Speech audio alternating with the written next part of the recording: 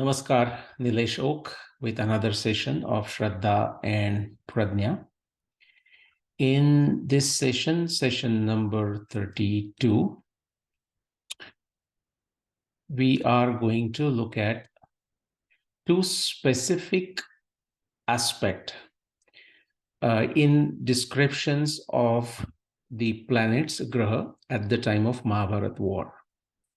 Now, since now you are familiar, and most of you would have been familiar as such before, but if some of you were not, then in the previous episode, you would have heard about necessary and sufficient conditions, but also consistency, also different characteristics of a scientific theory, scientific claim, and what to check.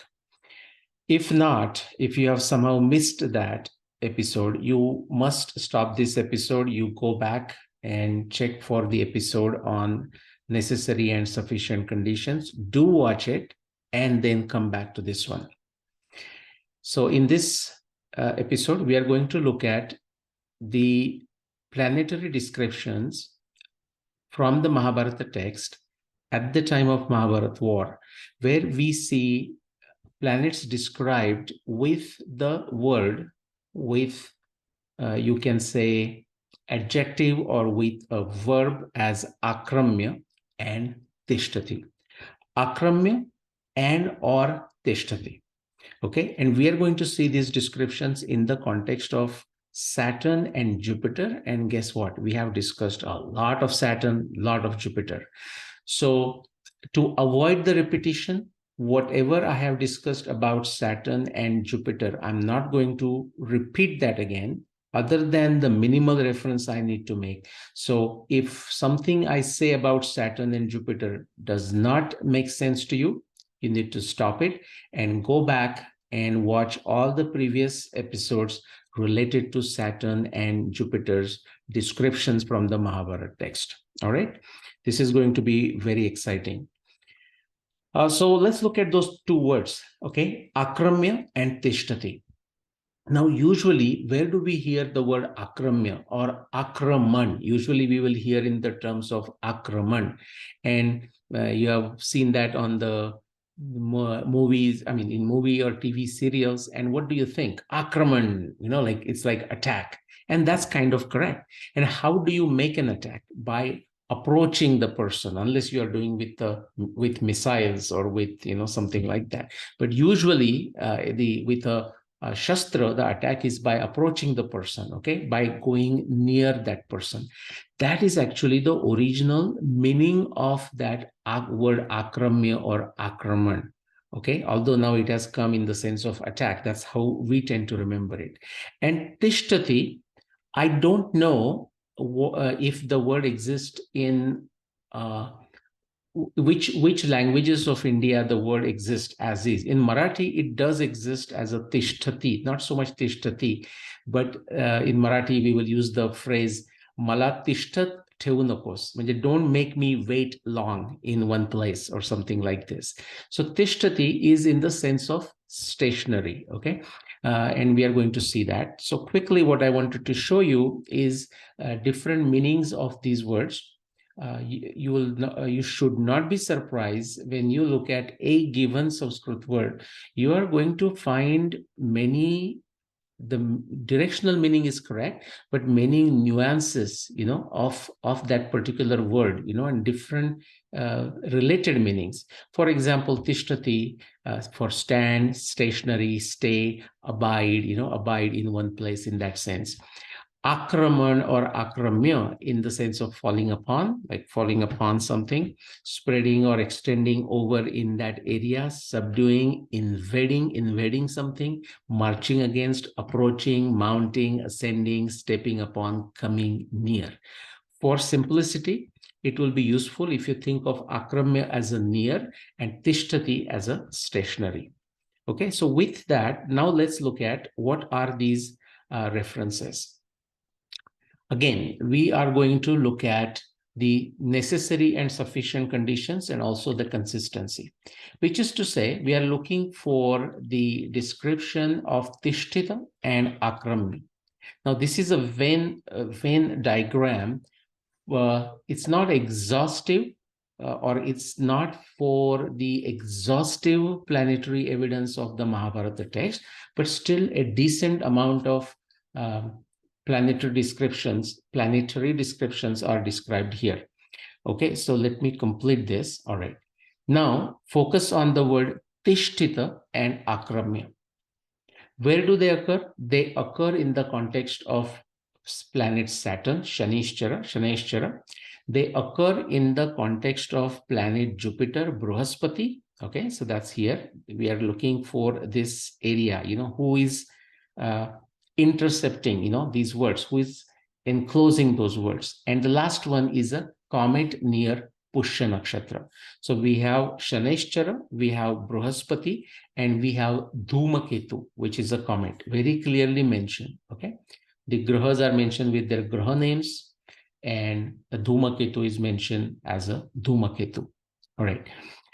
And Tishtita and Akramya is the common thread. So for a consistency, what we need is the Akramya is understood consistently in the same sense. Akramya, Akramya, Akramya. Tishtita is also understood in the same sense. Tishtita, Tishtita, Tishtita. Now, what do we mean by it should be understood in the same sense? We should use the word in a consistent fashion in translating that particular description from the Mahabharata text, but that's not enough. Now we have to show how that is true for Saturn, how that is true for Jupiter, and how that is true for this comet near Pushya in the context of Mahabharata war for the year 5561 BCE, because that is what I am asserting is what Mahabharata text is pointing to, 5561 BCE as the year of Mahabharata war. Okay, so focus just on that now. All right, so let's go next. These are the 4 references. These are all nimittas from the Bhishma Parva, Adhyay 3, and they are 11, 12, 14, and 15, very close to each other. They are all astronomy descriptions. They are all nimitta, okay, and they all occur in the Adhyay 3rd when Vyasadeva is discussing with Dhritarashtra just a day before the Mahabharata war. Okay, essentially it is a day of Amavasya. Okay, Amavasya may be just beginning, or you can say Krishna Chaturdashi. It could be extended Krishna Chaturdashi, or it could be extended Amavasya that has just begun. Okay, the timing is like that. Okay, again, just to understand what are we talking here, let's ask the question, who are we discussing? The answer is we are discussing Shamograha, we are discussing Shvetograha, we are discussing Suryaputra, and we are discussing Dhumaketu. And this is what I meant by I'm not going to repeat. So Shamograha, I have explained with beautiful evidence and a validation why that is Jupiter. I have explained Shvetograha with all the evidence, with all this objective testing multiple times why that is Saturn. If that's not clear to you, you need to stop this video and watch in this series all the previous videos wherever there is a reference to Shanishchara and Bruhaspati. This is the reason why you need to watch all the previous videos in the series. So Shamograha is a Jupiter, Shvetograha is Saturn. At the bottom, Suryaputra, there is no confusion about that, just like there can be confusion about Shama or Shveto. Suryaputra means Shani. Again, if you don't know, you need to stop it, watch my previous videos, but also go to Indian astronomy text. Be convinced that Suryaputra means Saturn. Until then, there is no point you watching this video. And Dhumaketu means a comet. Again, if you are not convinced, you need to go back, do your background knowledge, then only come back. Okay, I emphasize this because I get some emails like saying, okay, how do you know Shvetograha is this? Guys, that's why we are creating the videos. I'm not going to respond to those emails, so don't wonder why I did not respond. All right. Okay, so we have these 4. Now, the next question is, what about it? So look for that color. Well, the Jupiter, that Shamograha, is doing akraman, is akramya, we can say. Shvetograha is also akramya, samati kramya, okay? Sama, like near, like Samavrutta, if you remember, Brahma Rashi is Samavrutta, it aligned itself, that is the Sama, okay? Just in music, we talk about like a tabla guy, he comes on the Sama, and the musician, whoever is playing the instrument or singing, they have to synchronize with that Sama, that particular. So it's like aligning themselves. Samati Samavrutta, Brahma Rashi Samavrutta, similarly here, Samati Kramya. So Saturn, okay, is aligned itself near Chitra. That's what it will come in a minute. So that Kramya, again, Surya Putrena Akramya. Again, Akramya, coming near, coming near, coming near. And the last one, Dhumaketu, again, Akramya, coming near or was near, okay, falling upon. Think of all these meanings. All right. Now let's ask the next question. Oh, there is one more, I think. Oh, sorry, I did something else. Yeah. Okay. So what about it? Well, Akramya, Samatikramya, Akramya, Akramya, but also we have Tishtati, Tishtati, Tishtati. And in this particular case, we do not have Tishtati. In fact, we have Pidyate.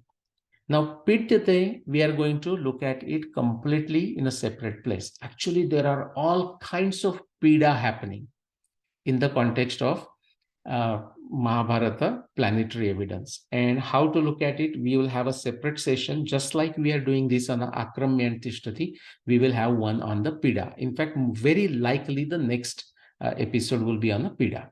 So ignore the Pida for now. We will revisit this because this one has both Akramya and Pidyate. But don't look at Pidyate right now. Only we are going to focus on Akramya and or Tishtati. So out of 4 references, all 4 of them have Akramya, and 3 out of 4 of them have 3 out of 4 have Tishtati. Tishtati means stationary, Akramya means near, in the vicinity. Now the question is, in what way, like how, what additional information we have? Okay, well, this is what we know. When it comes to Jupiter, we know that it was a Prajvalita, Sahapavaka. It has become like a fiery, similar to a fire. It has become bright. Okay, that's what Jupiter has happened to Jupiter. What does that tell you? In fact, look at it. It has become bright, it has become fiery, and it has come near something and has become stationary, Tishtati. That is a signature retrograde, and we will see where it is happening. Let's come to Shveto, that is a Saturn or Shanishchara. And what do we know? That this particular Graha has aligned itself near something, which is Chitra. We will see that in a last question there. And also Tishtati, it has become stationary. As such, Shanishchara is stationary. Okay, the name Shanishchara comes from the fact that it moves very slowly. Out of all the celestial bodies, like celestial planets, you can say, visible to the naked eye, Saturn, Shanishchara, is the slowest. Okay, that's how the name Shanishchara comes. So it has become stationary. Okay, that also we know as such it's slow, but it also means it has become retrograde. Both Jupiter and Saturn go retrograde every year. Okay, all right. Then let's look at Bhagam Nakshatra Akramya Surya Putrena Pidate. So Saturn has come near Nakshatra Bhaga Uttara Falguni. Okay, so that's what we know. The last one, the green one there, Mahaghora, Dhumaketu Mahaghora. Now, usually Dhumaketus, they are not there every day like a planets, but occasionally they will show. There are many Dhumaketus, but not every Dhumaketu is easily seen by a naked eye to begin with. Even when seen by a naked eye, each one of the Dhumaketu in its apparition, what is called perihelion, is not that necessarily scary, it could be. But there are some Dhumaketu, some comets, which actually are perform a pretty bright show when they come very close to the Earth. Which is essentially close to the sun in their orbit. Okay, now this Dhumaketu that I'm going to talk about is extremely famous Dhumaketu. It's extremely famous. There are many sightings of it recorded in the world history going for many years. And this should ring something in your mind, okay? Should give you a deja vu, because I did one episode on the Andhaka's comet at the time of killing of Kausa, same as a Halleys Comet, Halleys Comet, whatever the way you want to call it. It is exactly that same comet. How do we know that? We are going to look through that, okay? So Mahaghora, that is one. And quickly, last question, where? Where is it? So the Jupiter is doing that, becoming bright, okay, looking fiery, Sahapavaka, near something and becoming stationary. Near what? Indra Tejasvi Nakshatra, the nakshatra of Indra, which is Jeshta, by the way. So that's where Jupiter is. What about Shveto, Shanishchara, Saturn? It has aligned itself, come near and become stationary near Nakshatra Chitra. What about the Surya Putra? Again, Shanishchara, it has come near, or it was near, it is near Bhaga Nakshatra, Nakshatra Uttara Falguni. What about Dhumaketu, the comet? It has come near and has become stationary near Nakshatra Pushya. Can you remember this? Okay, it's very important. We are going to show this. Now, out of these, the remaining three observations, like Jupiter near Jeshta, Saturn near Chitra, and Saturn near Uttara Falguni. Remember, Uttara Falguni, Hasta Chitra. Year before the Mahabharata war, it is in the area of Uttara Falguni. By the time the day of the Mahabharata war, actually Saturn is approaching Chitra. That's what it explains. Okay, year before the Mahabharata war, Jupiter is near Jeshta, going retrograde there, and at the time of Mahabharata war, and just after, it is in the area of Shravan. That's where it went Vakri and crossed the ecliptic. So we have discussed that. So we are going to focus on the Dhumaketu Mahaghora Pushya Akramya Tishtati.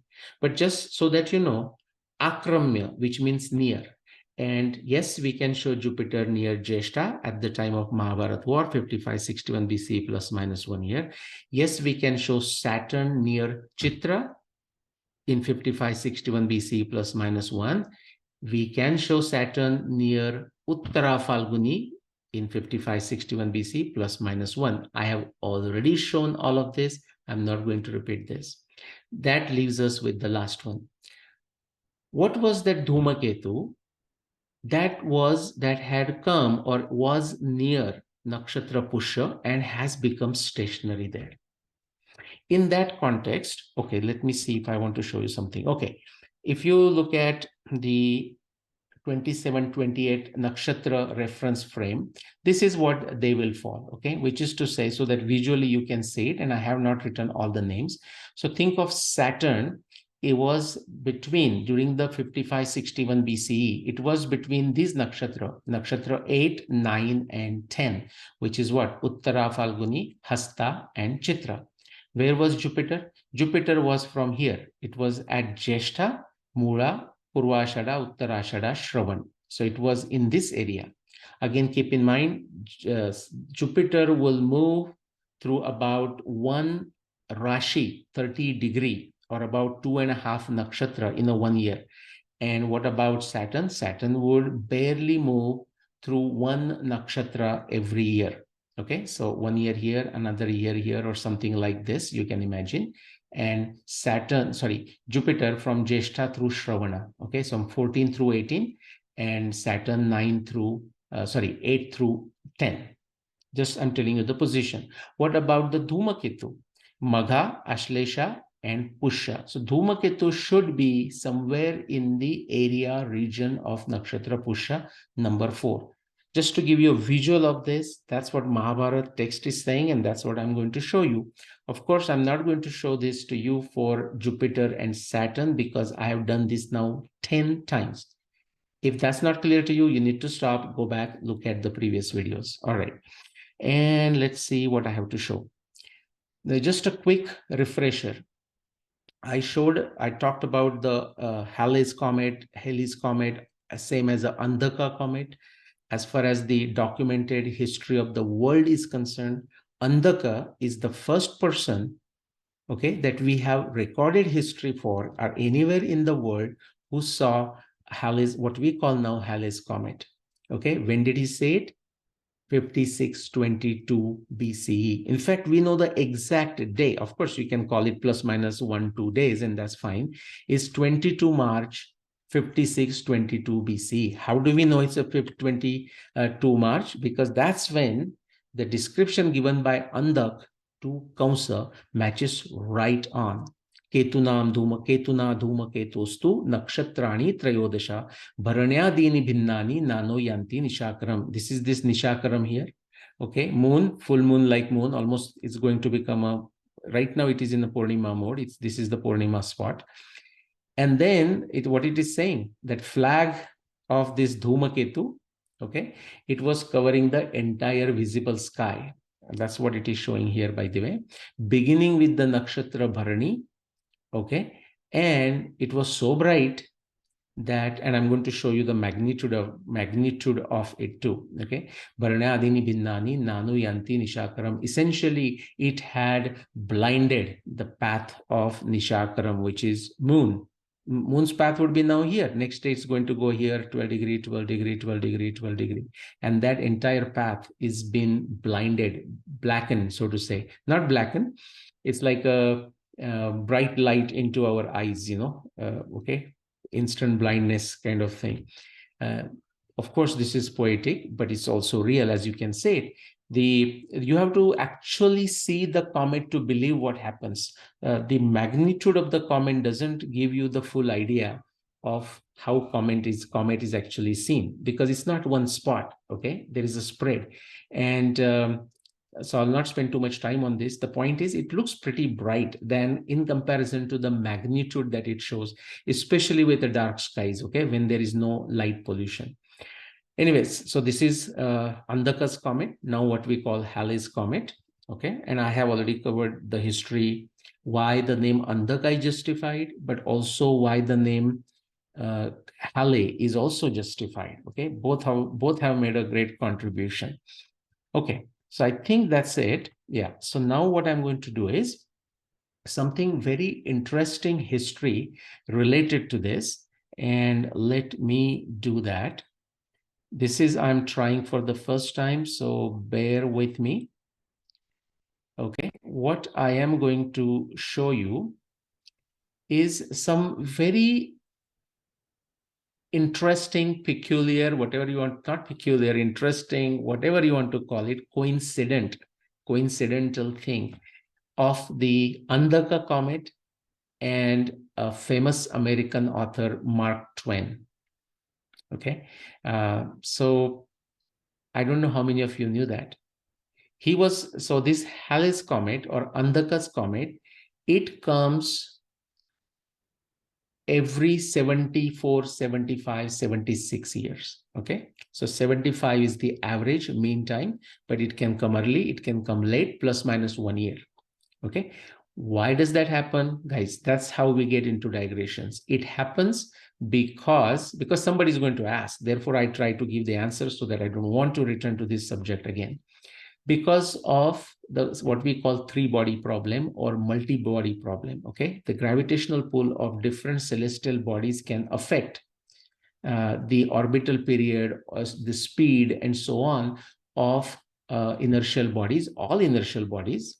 Okay, but if the inertial body is smaller, the effect is larger. Comets are not that big. Halley's Comet is not that big compared to like our planets, so the effect is larger, and that can happen. All right. What is interesting is coincidental, of course, is that Mark Twain was born in 1835. Now that is the year the Halley's Comet, Andhaka's Comet showed up. Okay, in its apparition, which is what, perihelion, coming closer in its orbit around the sun, and that's why we see it. Again, why we see it, I have covered in the another episode, Andhaka's Comet episode. Now, Mark Twain jokingly said that next time, he was about 75 years old in 1910, and he said, you know what? Now the next time the Halley's Comet comes, he didn't know it was Andhaka's comet. That is my original contribution, guys. Okay, to call it Andhaka's comet, because Andhaka was the first one in a documented history of the world to watch it and mention it to someone, and that got documented. He was mentioning it to Kamsa before he got killed. So Kamsa got killed in 5622. And Mark Twain said, hey, I came with the Halley's Comet, and now that another time for Halley's Comet to show up, and I am going to go with Halley's Comet. And actually, that's what it did. That's what happened. Okay, Mark Twain passed away in 1910. Okay, around the Halley's Comet apparition, second apparition of Halley's Comet. So there is a quick 54-second YouTube video on that. So I'm just going to play it, and I hope you can hear it. So let's try that. That's what I meant. I am trying this for the first time. Okay, only if I can now figure this out. Okay, let's see. November of 1835 was an auspicious month. It marked the perihelion of Halley's Comet, streaking across the sky. It also marked the birth of Mark Twain. 2 weeks after Halley's Comet's earthly visit, Mark Twain made a visit of his own. Born on November 30th, Twain tied his life to that comet. In 1909, at the age of 74, he declared with unwavering certainty, "I came in with Halley's Comet in 1835. It is coming again next year, and I expect to go out with it. The Almighty has said, no doubt, now there are these two unaccountable freaks. They came in together, they must go out together." And indeed they did. One day after Halley's Comet burned the brightest in our celestial sky, Mark Twain was struck with a heart attack and left this world with the comet. Halley's Comet would return in time. Mark Twain would not. November of 18... I am going to stop this. Okay. And the next thing I'm going to do is return to the simulation. All right. Hope you can hear me. All right, back to simulation. There. All right. Okay. What I'm going to show you here, remember that verse which said Dhumaketu Mahagora, Dhumaketur Mahagora, Pusha Akramya Tishtati. Okay. In what way it is saying that the Mahagora Dhumaketu was near and had become stationary near Nakshatra Pusha? First thing I'm asserting, it is this Andhaka's comet, Halley's comet. Not that it matters, okay, but what you will find is that most of the other Mahabharata dating researchers, in fact, those other Mahabharata dating researchers who bother to talk about this Dhumaketu, they also identify this Dhumaketu with Halley's comet. Okay, that's just a very rare instance when Mahabharata researchers, dating researchers have agreed on anything. Okay, it's not a good or bad thing, because after agreeing, they make a royal mess out of it again. But let's give them at least some break this time, saying, hey, at least whoever talks about this Dhumaketu, for most part, they agree in the sense they say, hey, I don't know, but more likely one should check is it a Halley's comet? Or somebody says, yeah, it's a Halleys Comet. Some Mahabharata researcher has said, yeah, I just checked in some astronomy software and it was near Pusha, but I could not figure out its magnitude, because they might be using a very elementary and rudimentary software. That's possible. Here, I'm just going to mark it also, but see, that's why I have named it here. This is Nakshatra Pusha. Okay, this is Punarvasu. This is Ardra, this is Ashlesha, this is Magha. And you will notice as I start the simulation that the position of the Halley's Comet will move from Pusha, but it's going to stay plus minus 1 or 2 nakshatra. Okay, and as seen from the Earth, guys, the mean position would be Pusha. The year that I'm going to start is 1810, and remember, 1835 it was in apparition, which is to say it was seen from the Earth. At this point, it is so tiny that forget it. I mean, it's just not going to be visible. In fact, look at this. If you can see, look at the magnitude. It is so far away that the magnitude is not even mentioned. Okay, but I will keep this here and we'll talk about it. So what I'm going to do is going to start a step change of a day. And what you will notice is that this Halley's Comet will move around this area, but not a lot. Okay, so notice where it is. It's kind of going to move plus minus 1 or 2 nakshatra, mostly around Pusha, or Pusha as a main position of it. And that's what Mahabharata is describing. But guys, just looking at this is not it. You have to really understand the consequence. Now, this is another comet, by the way, just go by, okay? And we can actually find out what this comet is, okay? Let me just do it here. So this one is, come on, just do it here. Now see, when you want it, yeah, it won't, sometime won't do it. Okay, 12P Pons Brooks. By the way, another very famous comet, of short term. We are going to ignore it. The reason it is looking like this is because it is in apparition. Okay, it is coming near to the sun, and therefore is going to be visible like this from the Earth. In fact, what it is showing is the way it is going to be seen from the Earth. Okay, in fact, what I'm going to do is here, and I'm going to just for a second lock this. So look at the magnitude here, 3.9. Just to give you an idea, the magnitude of Arundhati, Alcor, is about like 5 point something. Now, the magnitude, it works kind of counterintuitive. The higher the number, harder it is to see. So 6 is harder to see than 3.9. Vega, okay, Abhijit, Brahmarashi, that star is used as a calibration for the brightness, magnitude of all the stars of the sky. And it has been given a magnitude of 1, which is very easily seeable. It's actually very, very bright star. When you look at moon, okay, and some of the planets, when they go in retrograde, even their magnitude can be negative, which means they're extremely bright and so on. Okay, now, so which means higher the number, harder it is to see. What we can say is that with a good eyesight, people can reasonably or easily see stars up to magnitude as high as 6, like Alcor, you can see it. Beyond that, it is difficult to see an object with a naked eye.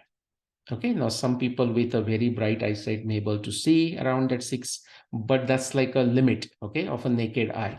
After that, you need binoculars, telescopes, and so on and so forth. Now, that's not exactly true when it comes to Dhumaketu, but I'm not going to go into that discussion today. We will do that discussion when it comes to Ramayana times, okay? All right, so here, look at this. So this is 3.9, so it will be very easily and brightly visible, okay? It would have been visible in 1812. But I'm going to go back to our Andhaka's comet, which is Halleys Comet there, and continue. Let that Dhumaketu pass. So notice this another Dhumaketu going by. I'm not going to stop there. I don't know if it was the same one. So notice the position of Halleys Comet, okay, here. See, it is in the region of Pusha. That is what is meant by Dhumaketu Mahagora Pusha Akramya Tishtati. When it is not in apparition, it is actually near Nakshatra Pusha. Apparition meaning when it is seen from the Earth. And that is seen for what? A few weeks to few months, depending on each of the comet. Now what's going to happen is, remember, I'm just going with a step change of a day. In 1835, Halleys Comet went in apparition and it was seen from the Earth. Okay, right now it's not seen from the Earth. How do we know that? Look at the magnitude here. It's so small, the software is not even bothering to show you the brightness or magnitude. Okay, so we continue. Right now it's like 1817. As we come close to 1835, the birth year of Mark Twain, you're going to notice something. Actually, the Andhaka's comet, the Halleys comet, will start moving away from Nakshatra Pusha. This is also very important to notice. Okay, so if somebody claims a specific year of the Mahabharata war, and if in that year it so happens that Halley's comet could be seen with a naked eye, it was in apparition, it was in perihelion, which means that cannot be the year of Mahabharata war. Why do we say that? Because then the Halley's comet would be not near Pusha. Now somebody will claim, well, it could be another comet and not Halley's comet and near Pusha. That's a valid argument, but then that person has to show another comet, just like I'm showing here, near Pusha, or another comet in apparition, just like I showed you that whatever the other comet I showed you, going near Pusha. Just going through Pusha is not sufficient. Do you know why? Because remember the description. Dhumaketu Mahagora Pusha Akramya Tishtati. It has to become stationary near Pusha, like the way Halley's comet or Andhaka's comet has become. Like, see, that comet just going like that is I'm going to go backwards for a second here. Okay, so like say this comet, somebody showing a comet near Pusha like this for once claimed year of the Mahabharata war is not appropriate, because it cannot be just passing through Pusha. It has to be near Pusha and stationary. Dhumaketu Mahagora Pusha Akramya Tishtati. The way we can show this for Halley's comet. Okay. Now we are getting close to 1835. So bear with me. Okay. This should give you goosebumps if you understand the significance of this, why even Vasudev and how come Vasudev could write this observation. Okay, and if you don't get goosebumps, you did not understand the beauty, efficacy, the sophistication of Indian astronomy, specifically ancient Indian astronomy. Okay, so remember, it is still in the area of a Pusha, but it has moved towards Punarvasu, and now it is between Punarvasu and Ardra. In some sense, it can do it otherwise, but now the timing is coming close for it to come in the apparition. Okay, so as it's a relative position, it's an apparent position. Actually, it is going in the orbit. Again, watch my other episode on the Andhaka's comet and Halley's comet, how its orbital path is with respect to the other planets and with respect to the nakshatra system. It's like around Pusha as seen from the Earth, but it has its orbit, right? So it will appear as seen from the Earth, away from Pusha, plus minus 2-3 nakshatra, depending on width of its orbit. And when actually in apparition, it's going to go far away from Pusha, because now it's going to circle the sun, and depending on the position of the Earth and the position of the planet, we are going to see planet near different nakshatras. Okay, all right. So let's move on. And now we are coming close to 1835. You will start seeing a lot of movement in Halley's comet. Okay, as you can see. And I'm waiting for the magnitude to show up. Right now, notice in this chart here, there is, oh, there you go. Okay, so just to show you, look at this number. I'm going to go backwards for a second just to tell you when the magnitude, see there. This is November 25, 1830. The software is not even showing the magnitude because it is that far.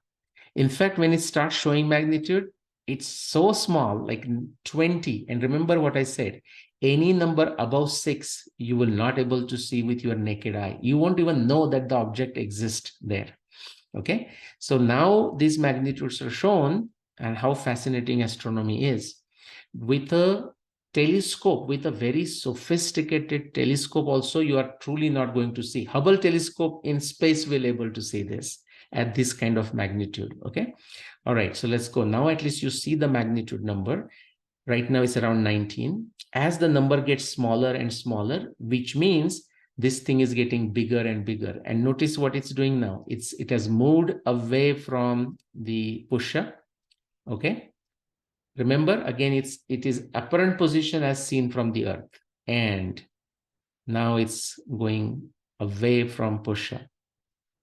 Okay, where are we? We are at 1833. In 1835, it's going to go completely away. It's going to get bigger. We are going to see magnitude drop significantly. It's going to look brighter, clearly seen from the earth. And that's what people did. Look at what's happening to magnitude and notice what it's doing now. Okay, so I'm going to go slow. So by step change, okay, what I'll do is I will make a step change of say 5 days. Okay, so here I'm making a step change of 5 days. Do you see the broom-like shape, the tail, okay, of the Halleys Comet now? Okay, look at the magnitude. It is now, so by this time, like, by the time it comes to like an 8 and 7, 8 and 7 and 6 and 5 and 4, although you will not able to see a star beyond 6, a comet with a magnitude of even 8 and 9, you will able to see, depending on its intensity of apparition. Okay.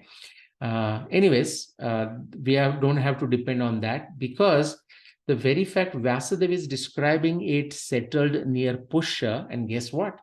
When actually Halley's Comet, Andhaka's Comet is settled near Pusha, it is so far away and its visibility is practically non-existent with a naked eye, but even tough for binoculars or even tough for ordinary telescopes. As I said, at 20 magnitude, you can only see with the Hubble telescope or some extremely sophisticated Earth-based telescopes. And people do have those, by the way.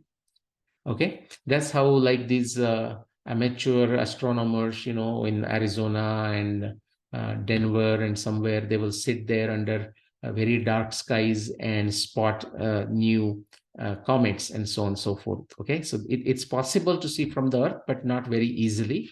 Long-term observations are required. This should give you goosebumps. Vasudev is describing this particular Dhumaketu settled near Pusha. How did he do it? It's so fascinating. If you don't understand this, or rather if it doesn't give you goosebumps, then you have not understood it. Okay, now let's look at, this is the birth year of Mark Twain. So look, now when you see the picture, also look at the magnitude, 5.5, 5, 4.4, 3.8, and I'll make a picture bigger.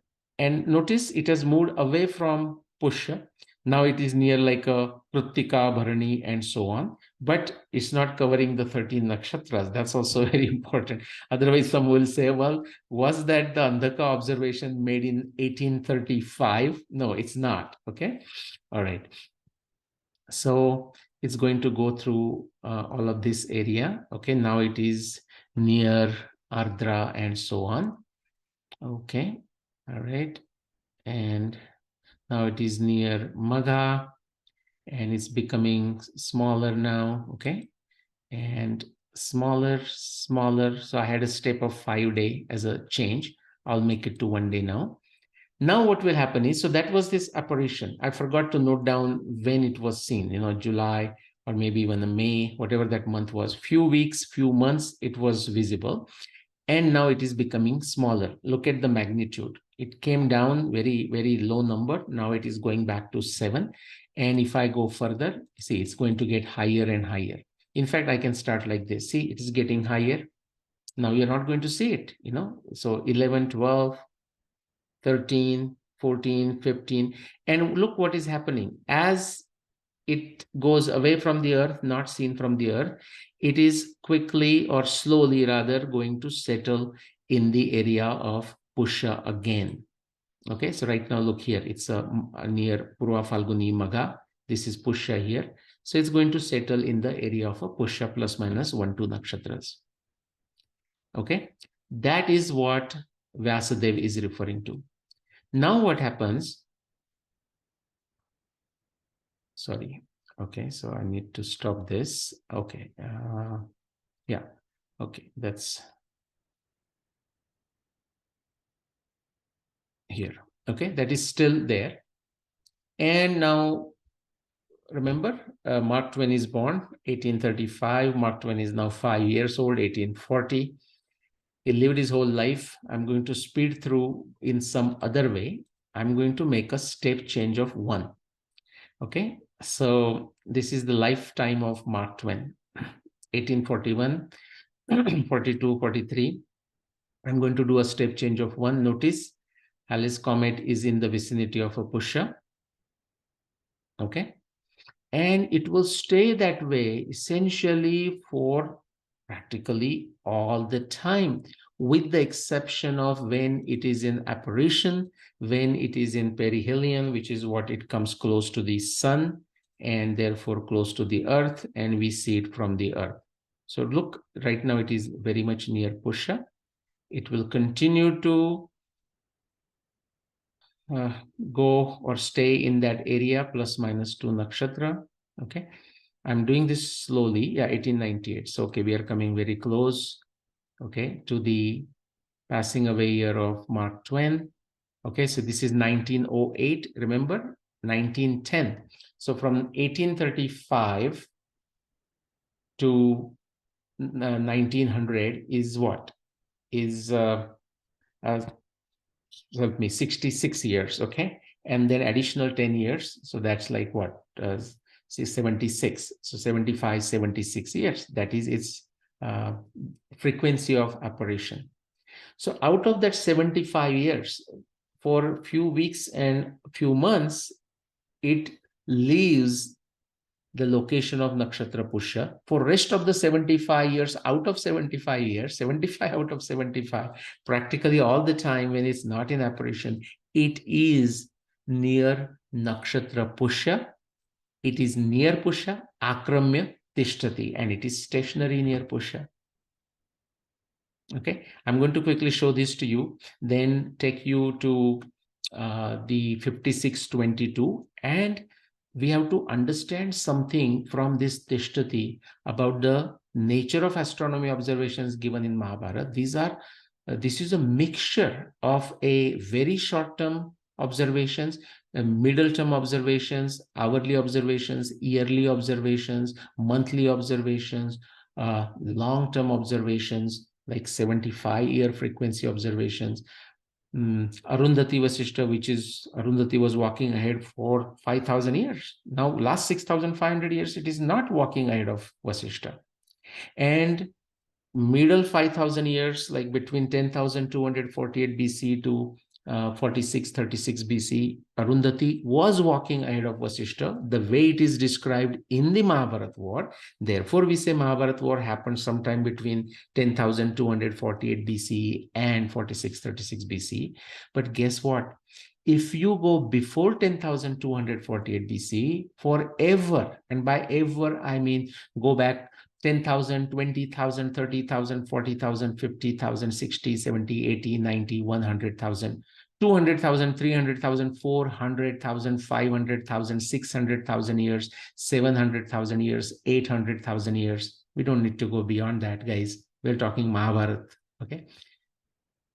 There was no time when Arundhati was ahead of Vasishta. The only time was after 10,248 BC and before 4636 BC. And only during this time we can say Mahabharata war happened, because Vyasadeva is saying at the time of Mahabharata war, Arundhati was walking ahead of Vasishta. So there is such long-term observation like that. There is another long-term observation such as Dhumaketu Akramyan Tishtati near Nakshatra Pusha. How long is this situation? For 75 years, guys. And only for a few weeks and a month it comes out. All of these are nimitta. And of course, then I'm going to discuss at some point the 10th day of the war. The moon rose from the horizon, okay, or the moon's udaya occurred with its pointed end downwards. What does that tell you? It simply tells you it was the Shukla Paksha, the 10th day of the Mahabharat war occurred during the Shukla Paksha of the lunar month. Okay, of course, that destroys all the other claims of the Mahabharat war, which pretend or which claim that the Mahabharat war started from some other day but not Amavasya. They have to accept it started from Amavasya because that is the evidence of the Mahabharata text. But if they don't accept that, then this observation, which is a different observation, 10th day of the war, it is also Nimitta. My point is that observation is valid only for that day. Just 4 or 5 days after that, observation is not valid in the Krishna Paksha or Vadya Paksha. Of course, it will be valid again 15 days after that. Every Shukla Paksha, it is valid. So it's a very short-term observation. When you look at Mars, it is shown through 1 year. When you look at the description of Jupiter and Saturn, Brahma Rashi and, sorry, not Brahma Rashi, forgive me, Brahaspati and Shanishchara. Okay, Samvatsara Sthainancho Graho Prajvalito Vubho Vishakayo Samipasto Brahaspati Shanishchara. Brahaspati Shanishchara were stationary in one place, shining brightly in the vicinity of a Vishaka, that is a retrograde. Samvatsar for 1 year. They are in that same region, which is what the case we know for Jupiter and Saturn, if you understand astronomy. So there it is a yearly observation. This one is a 75-year observation. Arundhati Vasishta is like observation happening for 5,000 years. Guys, and then eclipse, that lasts for a few minutes or an hour. Okay, we have those observations. These are all astronomy observations. These are all nimitta. Okay, and then of course there are these analogies. And there are embellishments when the two warriors are fighting. If it's astronomy, my theory says all the astronomy descriptions of the Mahabharat war are actual, factual, visual observations of the Mahabharat war times. Okay, so we take those and they beautifully come together for 5561 BCE. Now, what is big deal about this observation? Almost any time, okay, other than when Halleys Comet, Andhaka's Comet is an apparition seen from the earth with a naked eye, it is always going to be in a Pushya Nakshatra, near Pushya Nakshatra, which means what? Majority of the Mahabharat researchers, doesn't matter which year they claim, I'm saying majority, there could be exception, who may claim certain year as the year of Mahabharat war, and that year happens to be that year when the Halleys Comet is seen from the earth, then that year is definitely not the year. But 75 years out of 75 years, Halleys Comet is near Pushya. So practically, just by random gambling thing, you can say that any researcher, Mahabharata dating researcher, would able to claim Halleys Comet near Pushya.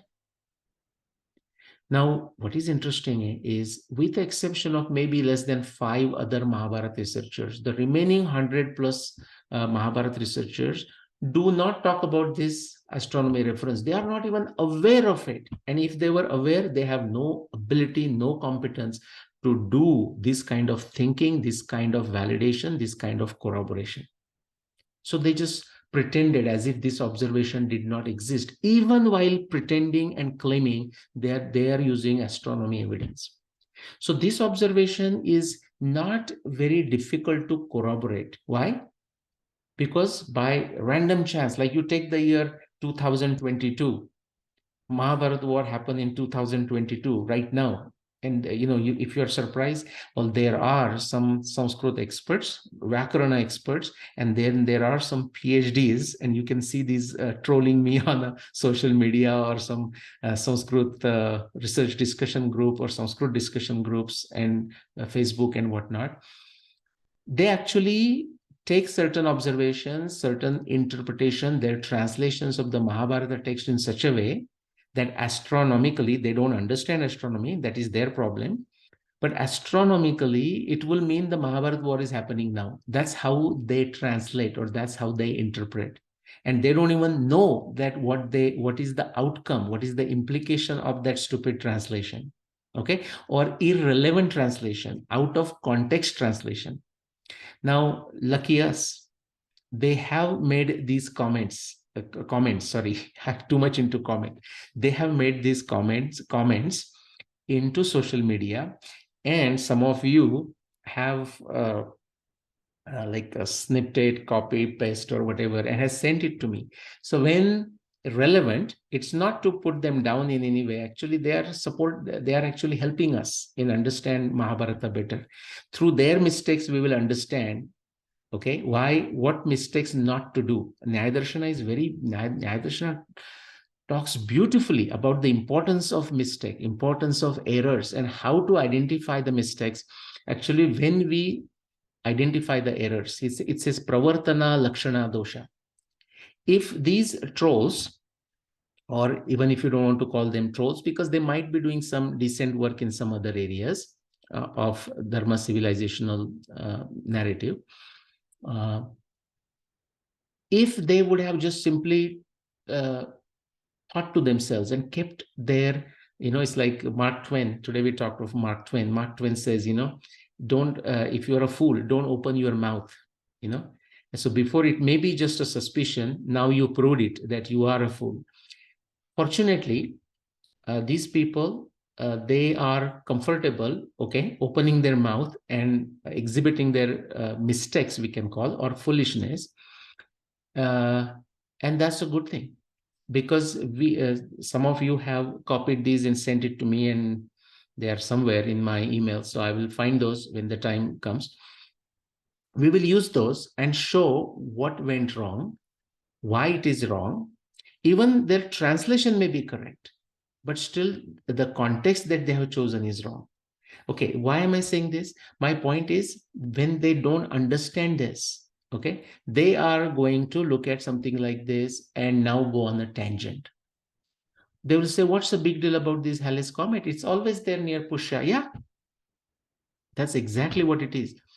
The question is, why many, multiple, well-known, decorated Mahabharata dating researchers pretending or claiming that they are using astronomy evidence did not even talk about a comet near Pushya? Okay, surprising, right? Actually, it can be done, but therefore I'm saying many of them simply did not know. Many of them have not bothered to read Mahabharata text at all. That's why this other foolishness continues, okay? And I have done many episodes. I'll do one more. I don't mind doing it. There is that utter foolishness which has no basis in the Mahabharata text. In fact, Mahabharata text says exactly opposite, but there is this dogmatic, okay, assumption that Vyasadeva initially wrote only 8,800 verses long Jaya.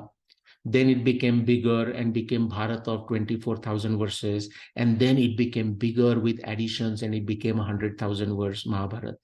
Utterly nonsensical claim, utterly nonsensical assumption.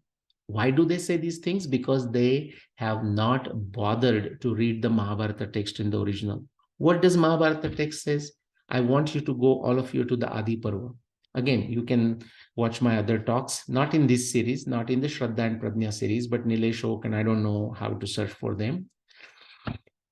What you'll find in the Adi Parva, Adhyay 1, is that it's very clearly given that this entire Mahabharata of 100,000 verses was composed by Vyasadeva.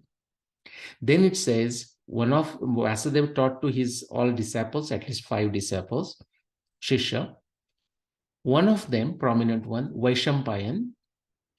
What Vaishampayan did is he removed the Upakhyan, okay, from the 100,000 verse long Mahabharata and created a smaller Bharata Samhita that is made of 24,000 verses. We don't necessarily have that, Now there are some attempt to create this so-called Bharata Samhita, but that is remains the assumption of that person, whoever does it. And you can see those and see what its value to you. Don't come and ask me where it is. Go search, okay? Then Vyasadeva also mentions, or Vaishampayan, or Shaunaka and Romarshanasauti, they mention that in this Mahabharata, which is to say 100,000 verse long Mahabharata, there are 8,800 shloka, which are considered Gudha shloka. So the 8,800 shlok in 100,000 verse long Mahabharata are called Gudha shloka. And it says definitely Vyasadeva knows the meaning of it. Shuka also knows the meaning of it. Vaishampayan also knows the meaning of it. But I'm not sure either that Romarshanasauti is saying it, or if Vaishampayan is saying it, then he's saying definitely Vyasadeva knows. Shuka Goswami knows. I don't know if others know the meaning, or which those verses are and their meaning. I don't know if Sanjay knows the meaning. That's the kind of statement. So Mahabharata by Vyasa was indeed 100,000 words long. Vaishampayan removed the Upakhyan from it and created a smaller Bharata Samhita. So bigger is Mahabharata right from the beginning.